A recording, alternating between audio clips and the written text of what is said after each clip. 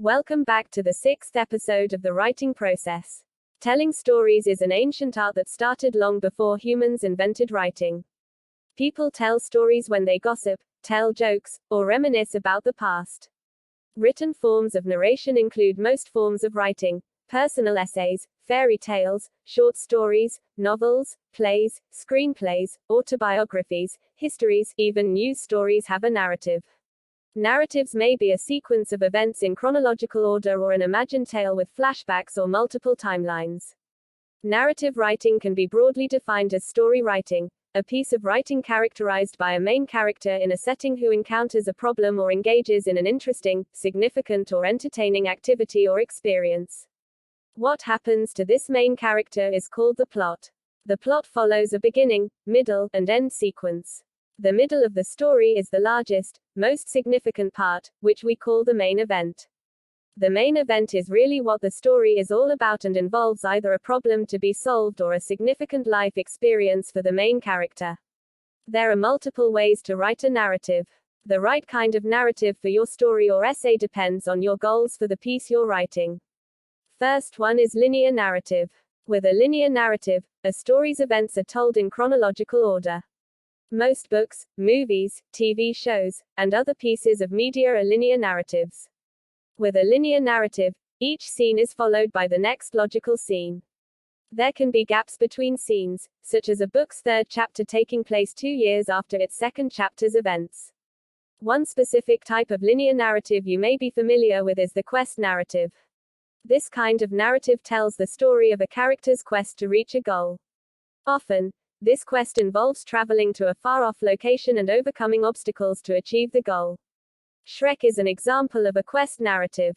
In addition to following the standard quest narrative structure, Shrek also satirizes many of the tropes associated with this kind of story, like a princess locked in a tower guarded by a dragon.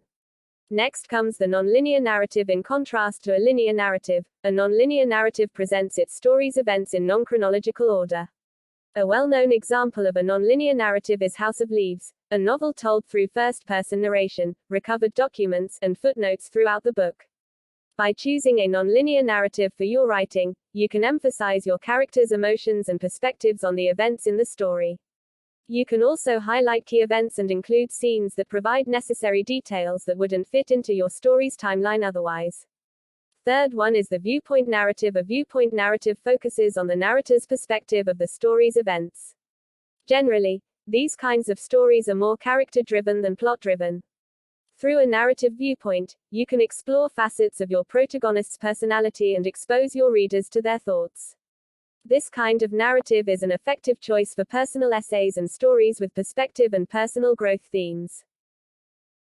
Lastly, we have descriptive narrative. In a descriptive narrative, the focus is on how the story's setting, characters, and objects look and feel.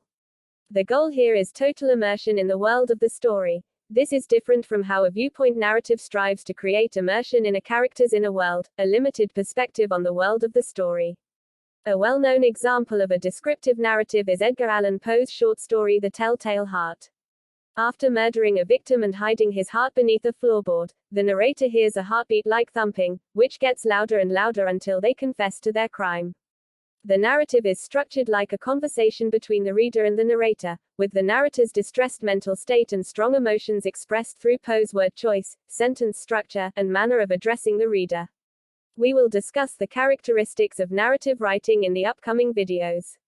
Writers also use the grammatical strategies of tense past, present, future person, first person, second person, third person, number, singular, plural, and voice active, passive.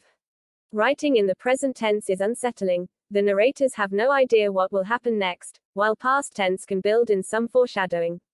You learn storytelling by reading or listening to stories. That's how everyone learns how to tell a story. While some are better than others by nature, reading more and more can open your eyes to new techniques and methods within the narrative writing. Understanding figurative language can help with describing a scene, and tone words can set the mood in most scenes. Reading at least a book a month can help you improve your writing by simply immersing yourself in the words of someone else. Narrative writing is a skill that gets better the more you practice, much like most other skill sets. As you write and craft stories with protagonists, great conflict, interesting setting, and more, you'll learn how to make each of those elements better. When you listen to writing advice, whether it's from a friend or teacher or published author, you might hear them reference movies as examples. The reason for this is because while some movies are adapted from books, all movies can teach you about storytelling and the structure of a good story overall. And while movies are best for an overall view of storytelling for a book, TV shows are much better at teaching you how to write a good chapter, since each episode serves as a chapter of that story, the entire season as the equivalent of a novel. Thank you for watching. Stay tuned and subscribe to watch the next episode of The Writing Process.